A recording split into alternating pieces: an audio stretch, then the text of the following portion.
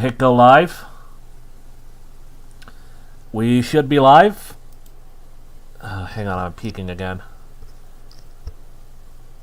I should probably do some mic tests before we do this. Alright, let me just make sure. Are we live? I don't think so. No. Let me reload the page. Yeah, we're gonna have to reload a couple times.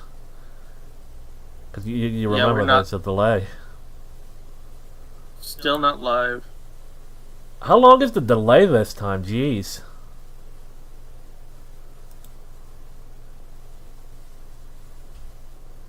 Okay, there we go. Let me reload the page. Yeah, we're gonna have to Alright, we're good. Hey everyone, it's the Koopa Man. And joining me today is the Swordsman 100. Hello. And we're going to contractually be obligated to talk about Gamescom. Okay, there we go. So, Swordsman, you didn't watch Gamescom either, did you? Yeah. I'm basically the only guy you could get. Yeah, no one else wanted to do this except for you. So that should be an omen for what exactly happened with Gamescom this year. Anyway, how are you? I'm okay. Would you like to be not okay? Buster Wolf! Not quite. Would you like to hear some news? Oh no. What is it? It turns out in Toriyama's will, Toyotaro was named as his primary successor and the true owner of Dragon Ball. That's not surprising. I fucking told you so. Checkmate. Anyways. So yeah, we did a stream last time on Summer Games Fest, so now we're gonna talk about Gamescom and all the other showcases that happened around Gamescom, starting with the Bandai Namco showcase that was happening right during our last stream. We only care about the Dragon Ball stuff, nothing else interested us, and there wasn't really all that much Dragon Ball stuff. I mean, that was Dragon Ball and the Breakers, if you want to talk about that. No. Nah. It was just Tuffles. You hate the Tuffles. So anyway, like, after that, but before Gamescom started, was Evo 2024. Excuse me, bumping my microphone. And, all I can say about Evo, SNK bros be eating good. And literally no one else. Because SNK decided to come out in full force when no one else was announcing fucking anything. Kevin Ryan from Bariki 1 is now in the cast of Garo Densetsu City of the Wolves. Mature and Vice are going to later this year come as free additional bonus characters to King of Fighters 15.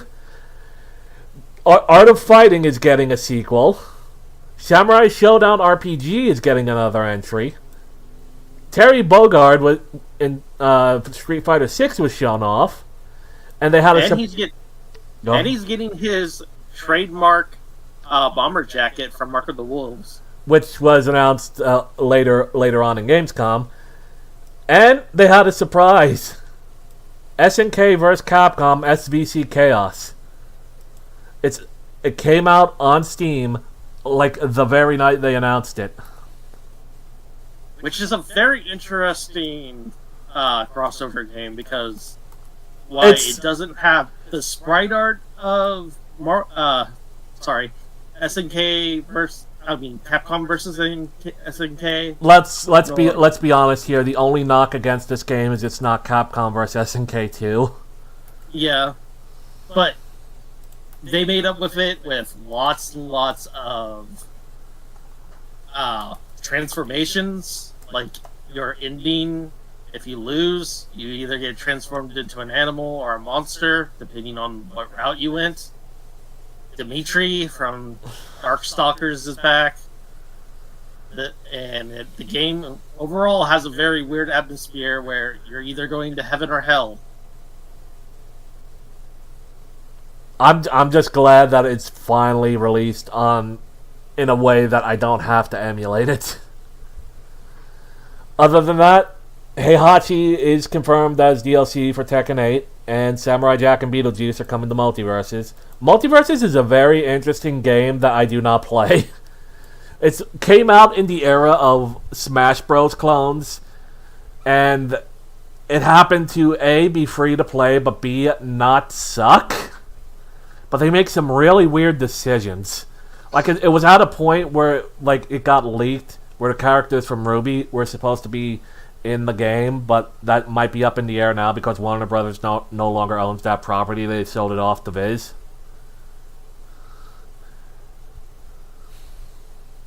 No, really.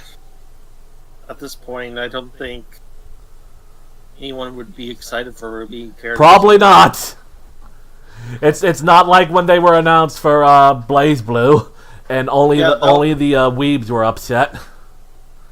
Like, that was the peak of their popularity, and where everyone was actually glad for them to be there before the dark times.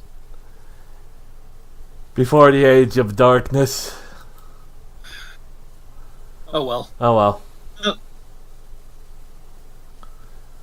Too bad that game didn't really have much going for it. Which one? Blaze Blue or Multiverses? Blaze Blue. It kind of... It petered out, I'll admit. Like, it didn't really use the opportunity for, it being a crossover to really... I mean, it was never going to be canon. I mean, yeah, sure, but just because it wasn't going to be canon doesn't mean you don't get to do anything with the characters and stuff. Like, I think it was because Arceus was kind of losing Blaze Blue at that point because the creator was out the door because he saw what they were about to do to Guilty Gear. He was like, nope, none of this, shame on you, and walked out the door. Just have a fighting game with all our previous fighting game characters and Ruby. And eventually Senran Kagura. It's basically the Marvel vs. Capcom 2 of the series. Which is weird because everyone but you loves that game. It's because I am a single player. There's nothing for me there. There's no character ending. You are so weird. I always get stuck with the weirdest co-host. Anyway, after that, THQ Nordic did a stream, but honestly, like, no offense to fans of Gothic 1, I'm not amongst you, and the only things that happened there that I cared about were Epic Mickey Rebrushed, which it's just a remastering of a game that already came out, which Epic Mickey is a really, really good game. 2 is kind of a mess, but 1 was really, really good. And also a teaser for Darksiders, which was, just a cinematic teaser. That's it. We don't know anything about it. We don't even know if it's the next numbered entry with Strife. I wonder how they're gonna do Strife because he uses guns. All these games have been Zelda-likes so far. But in every game you get a gun that was from Strife. Could potentially... ever play Link's crossbow training? Yeah, but I don't think it's going to be a shooting gallery. Yeah, but you take the basic gameplay of that and more adapt that.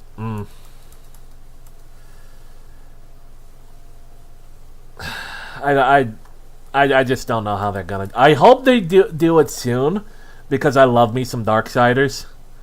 2 is my favorite one because Death is probably my favorite horseman, because he's such a snarky badass.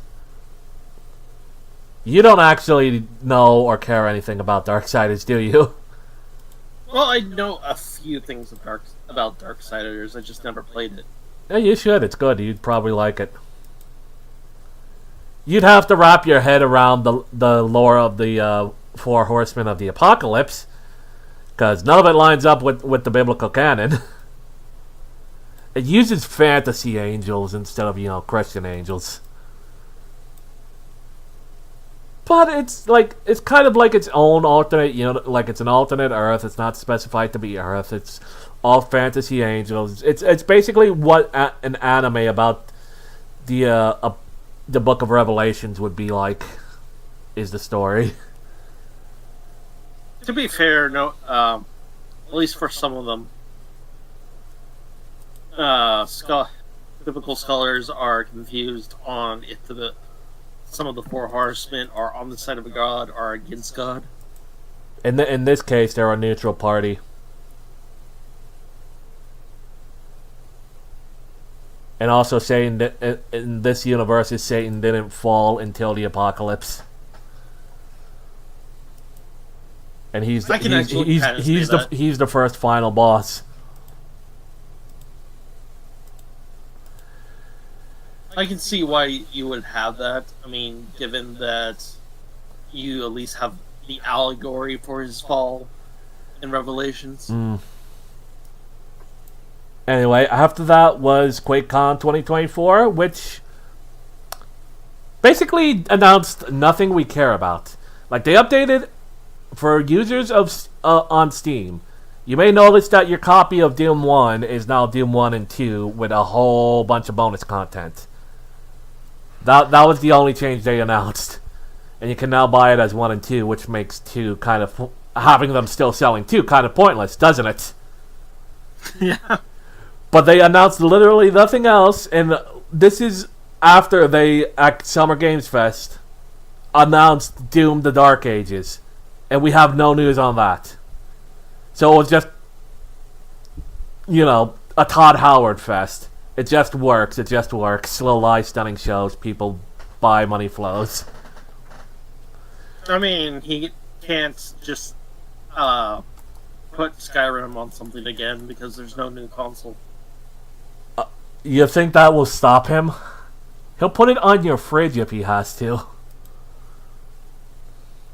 He will sell Skyrim as a flip book to you on the subway. I mean, it's the best Elder Scrolls game, and no, I'm sorry, I have played Morrowind. I think Oblivion and Skyrim is better. Fuck you, I like Oblivion. I thought you were going to say Morrowind was better. I like Oblivion. I just said Oblivion and Skyrim were better. That's why I'm confused. Anyways. And Nintendo had a Direct. They didn't announce their new console. Everyone is upset at them, even though they said outright they're just showing off their museum in Kyoto. And I saw it, and it looks neat. It is neat, and I'm the one person that's not upset at all because I'm not ready for them to have a new console yet. Yeah, he's still trying to save up for a PC like a good boy. You say that, but I'm not actually doing that. But you should be doing that.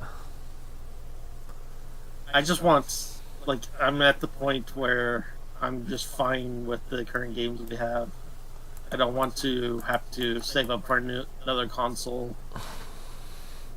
and go through the whole, hassle. I'm not made out of money. Neither am I, but I still managed to afford a PC, so... I mean, it's a PC that would have been old even back when I got it, but it's still a PC. Anyway, let's get on to the actual Gamescom itself. So they started in a pre-show and announced literally nothing we care about except for one game. And this one game is basically what if Korea made The Sims. And we've been seeing more trailers about that lately, and more gameplay, as Gamescom is something that's still going on.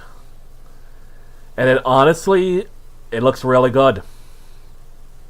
It makes me miss The Sims. At first, I thought this was going to come from the City Skylines people because they had their own version of The Sims in City Skylines 2 that kind of ruined that game. But it would make sense that they were using City Skylines 2 to beta test their version of The Sims if they wanted to compete. And now there's competition for The Sims, which is good because The Sims is dog shit now. EA has turned it into woke garbage. Even if you like The Sims, you're not gonna like it.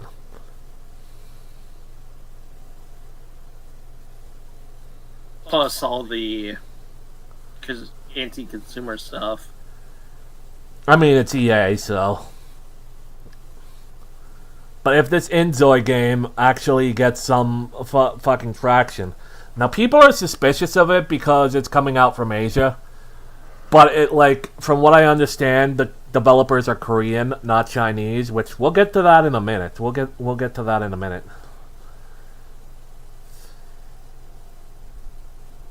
But I honestly welcome, like, anyone but the communist Chinese who are able to basically bitch slap our developers and tell them, no, stop making woke dog shit or we're gonna take all your money. The best case scenario is they actually listen to that and do that. The worst case scenario is they die off. Either way is fine by me.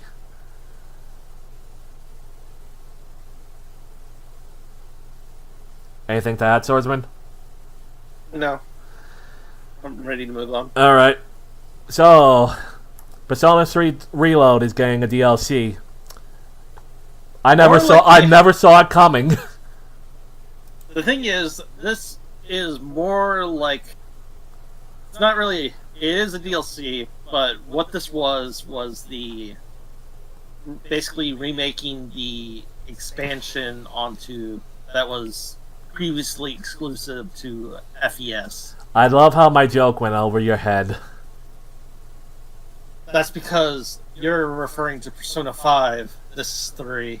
Swordsman?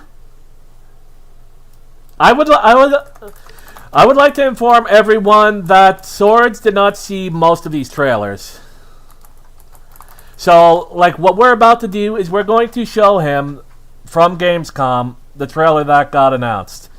As soon as I can find it, Swordsman, don't worry. If you're referring to the latest episode I guess trailer, I actually do know that Joker is going to be the super boss there as a new one. Way to spoil my my show by not pretending that you haven't saw it. That's why you don't assume.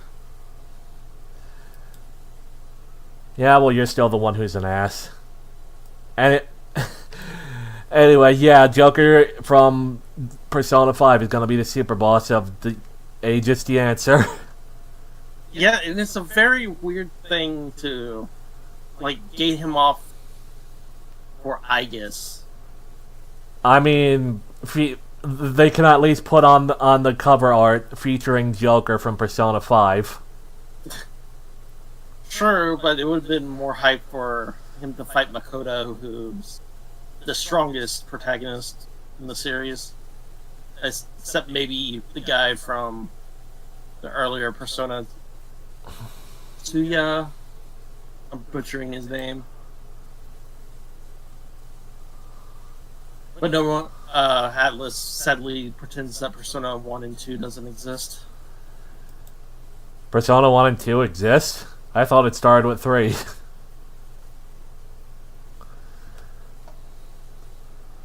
Anyways,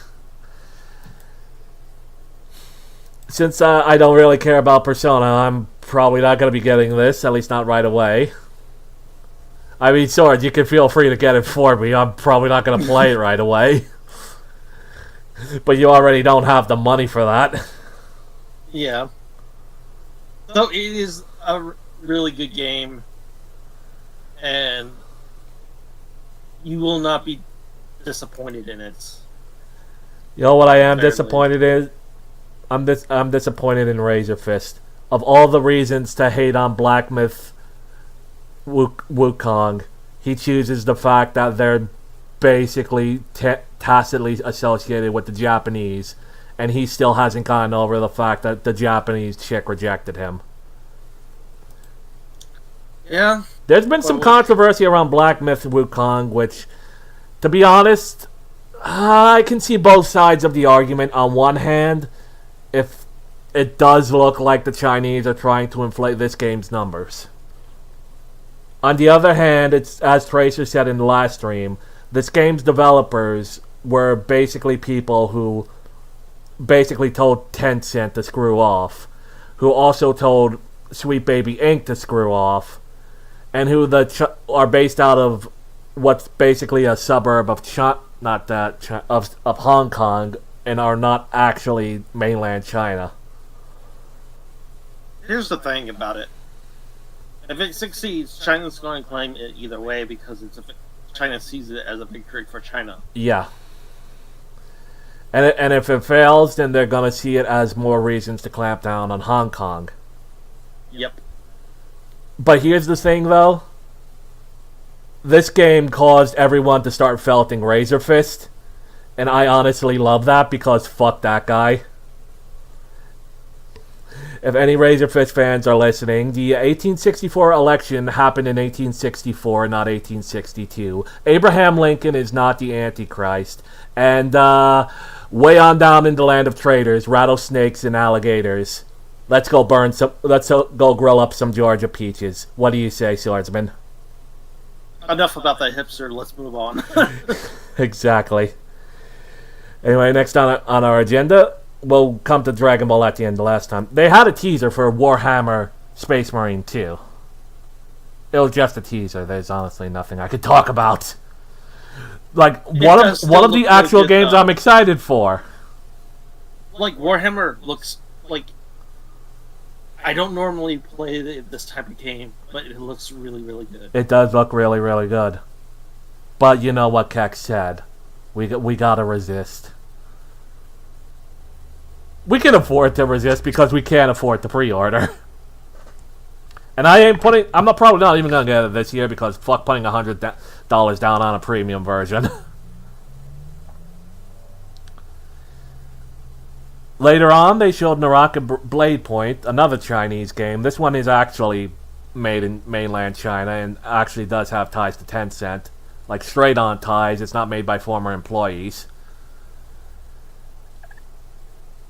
But, like, they're showing that Tomb Raider is going to be a part of it, and it's the only attractive Lara Croft design we've gotten in years, including that fucking Netflix series that they're doing now. It's the only place where Lara Croft is allowed to be attractive is in a Chinese game. A Chinese gacha game at that. It just worries me, like, it gives credence to the whole, like, what people arguing against Black Myth Wukong are talking about. That China are actually trying to do a psyop. And play both sides. The thing is, China is just trying to worm its way in. Probably. Which is why Raging Golden Eagle is a fucking retard for embracing them so openly. He thinks he is so based and red-pilled, but the second that they worm their way in, his pedophilic ass is going to be thrown in the fucking gulag with all the other lolly supporters.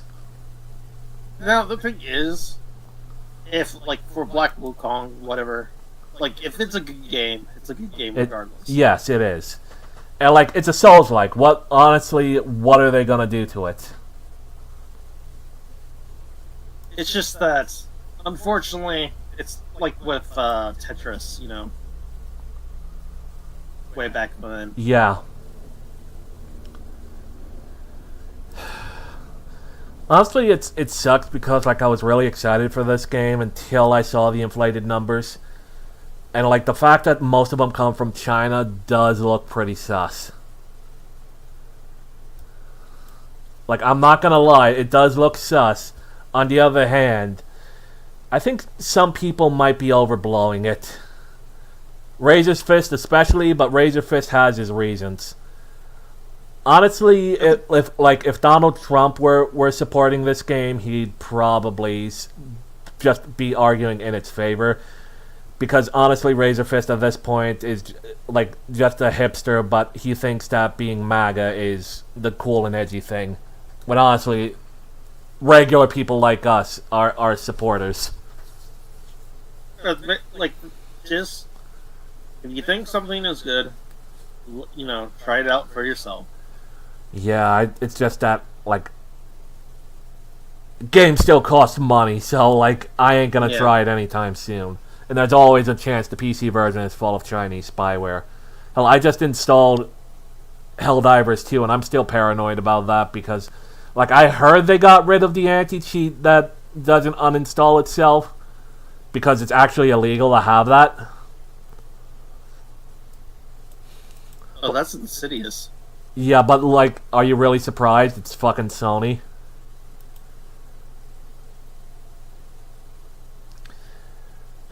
But speaking of the Chinese, a green Eco Award during this showcase was presented to Tencent Games. A show presented in Germany, the highest user of coal-based power in all of Europe for green energy, was given to Tencent Games, which has ties to the Chinese Communist Party, the nation of China being the absolute #1 producer of CO2 emissions on the planet.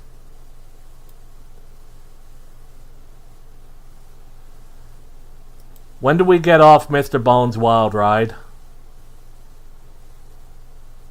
Unfortunately, I have no idea.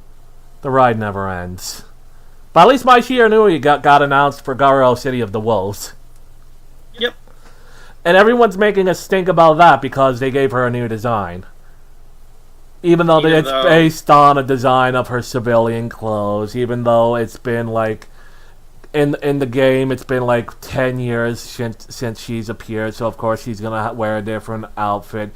Even though it's not the first time they've ever put her in a different outfit. Even though that Terry Bogard himself has a completely different design than what's his traditional design. And she's... Yeah. Her cleavage is still exposed.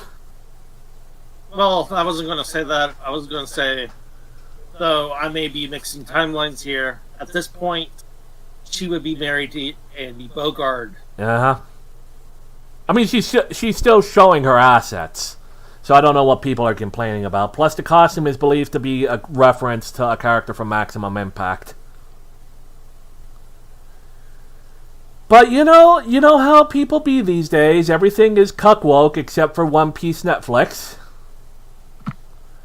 We don't talk about how cuck woke One Piece Netflix is. By the way, have you seen Vivi's new actress?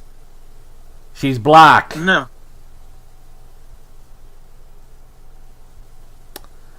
I did not know it's based in Red Pill to Blackwash. Think about that, Yellow Flash and Varadark. But anyway, that's, like, honestly the most of it. There was a VR Arkham game set, I think, between Arkham Origins and Arkham Asylum, because it featured the character Lockup. Lockup looks really chunky in the VR game. Like, I don't know what they're doing with Arkham Shadow, but I do know, like, it's a VR game, and it's probably gonna suck. And the final announcement was for Mafia: The Old Country, which we're finally getting a new Mafia game after so long. You can say what you will about 3, it was still a pretty good game. But not like now it's going to actually cover the origins of the Casa Nostra. And that's actually a really cool concept.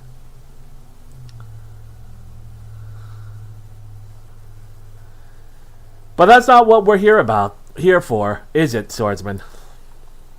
No, we're here for exciting Dragon Ball content. We're here to show Dragon Ball Sparking Zero to you guys. And as soon as I can find which window it was, this is going to be Swordsman's first time seeing this exclusive fight video. The demo, there is a lot of demo footage from Gamescom, from the journalists who are on the floor over in Cologne. But this was some that they released as basically as a package to show off. Like, this was their best foot forward. So, Swords, this is going to be your first time seeing this, right? Yes. What are your thoughts on the game so far? Like, it does look like, the arenas look pretty like they did in the original. And, like, you're still trying to wrap your head around why Hyperbolic Time Chamber is the local multiplayer mode, right?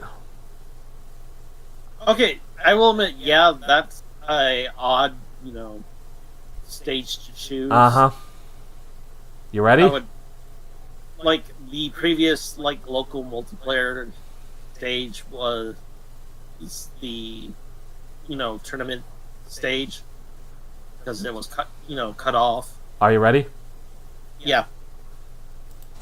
Well, Now, the moment you've been waiting for. Coming straight from the Majin Buu saga, Ultimate Gohan is our latest addition to the roster. After his rigorous training, he is ready to show his power in an all-out fight against Kefla in her Super Saiyan 2 form. Enjoy! Obviously, that's Caulifla.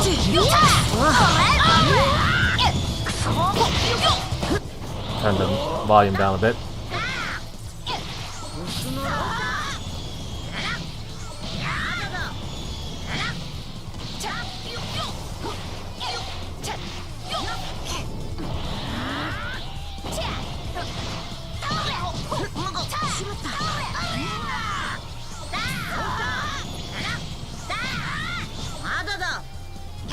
I'm waiting for the moment. Because there's a moment you're going to see everything.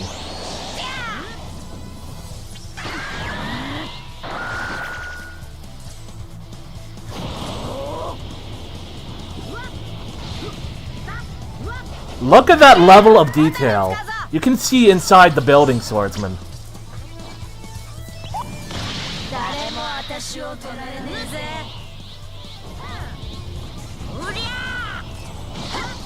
Like, almost everything but the street lamps is destructible. A lot of it you can actually go into, and a lot of it looks really, really good. I just gotta say. Like, Swords, you can feel free to talk. I'm sorry, I'm too focused. See, even he's hyped.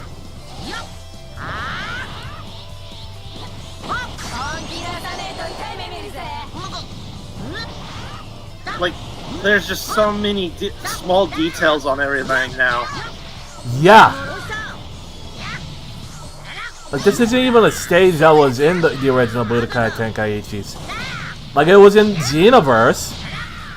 There was a stage like this, but it was not even remotely this detailed.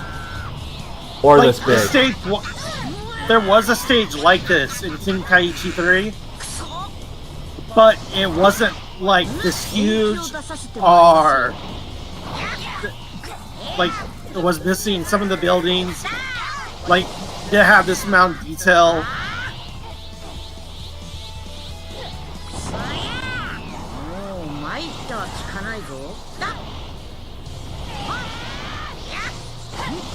Don't you love that this is a nod to the manga, where Gohan fought Kefla instead of Goku?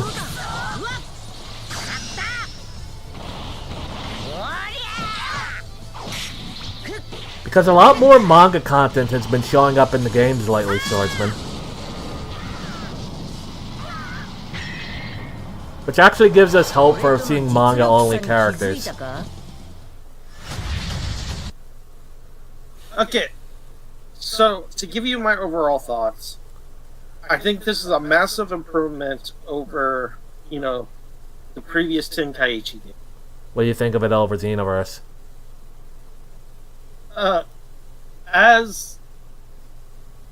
While I can't really say anything over Xenoverse because we haven't experienced the story mode yet. Like, I would actually have to play the story,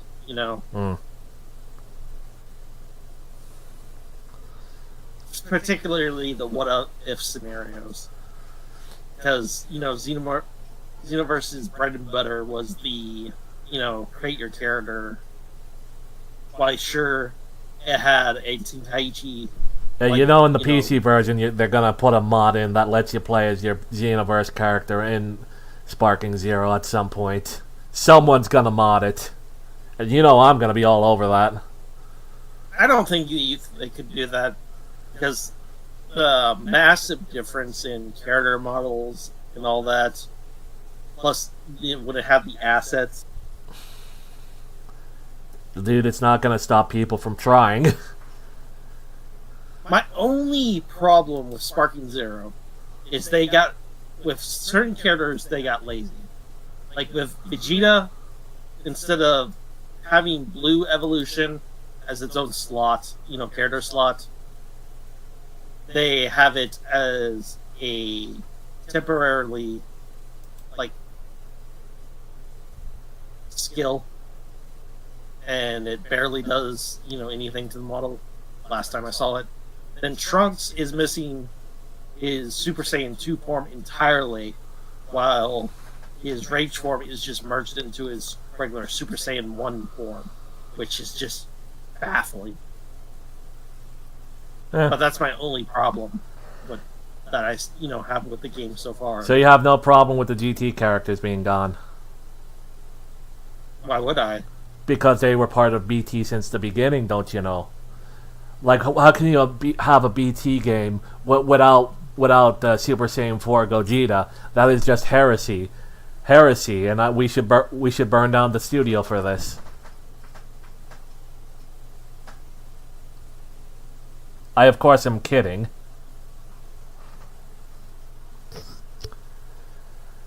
But yeah. Like, unless you want to keep watching videos from Gamescom of Sparking Zero, which I think we've been going for like an hour, haven't we? Or at least half an hour. And with how small Gamescom has been, and the fact that this is just filler for my channel, I'd say this is a good time to stop if you want to, Swordsman. Yeah. So, sorry this has been kind of a short stream. It wasn't going to be all that as long as last time because it's only the two of us. And there honestly wasn't all that much to talk about. But, yeah, that was Gamescom 2024. It's still ongoing, so there might be a few more announcements, but they don't really announce everything. Like, what you see in Opening Night Live is what you're getting on the show floor. They're not going to save that many secrets, are they? I doubt it, but there might, be some one-off stuff, like SNK might just randomly, but like they already randomly showed off my Sheer anyway, so I don't think they're going to show off more than that. Well, my isn't far from Andy. I mean, just saying. I mean, yeah, but he's the least interesting Bogard brother, so he's a ninja. He's not part of the story. It's about Terry and Rock Howard. Maya's lucky to be there. So, yeah, that'll be it for... Like, we may do another one after Tokyo Game Show, because, like, that's gonna end up... Like, it's gonna finish on the Sunday, the week of my birthday, and I'm gonna want to take that week off anyway, so we may as well come back. And there's doubtless gonna be, like, better stuff shown off there than there was here. We're probably gonna at least get more SNK news, because SNK is still a Japanese company. The Saudis made sure of that. I mean, what's a few dead journalists between friends? Am I right? No comment. Like, I don't know why Thorgy is so upset about the Saudi prince. He's been keeping the series good so far. It's more along the lines of everything else he does. I mean, like I said, what's a few dead journalists between friends? Journalists are not people. This has been a very based and red-pilled Koopa take. Journalists are not people. Good night, everybody. Good night. Thank you for coming, everyone who showed up. We'll probably stream again after the Tokyo Game Show the first week of October, and if we don't, we're definitely going to do some for Halloween. I haven't figured out what yet, but it's been sort of tradition we stream on Halloween. But yeah, videos will resume. Like, I'm going to take this upcoming week off because, like, I honestly need it to de-stress. But more content has been written. Me and my friends, including Swordsman, including Ren Kawazawa in the Koopa Troop, including KMDP, otherwise known as Kath Phillips on Twitter, we've all been working on getting some new scripts together, and you're going to like a lot of what's coming out soon. So, like, next week's going to be a week off. I apologize in advance. But the week after, we're going to just go video after video after video. It's going to be great. So we'll see you guys then.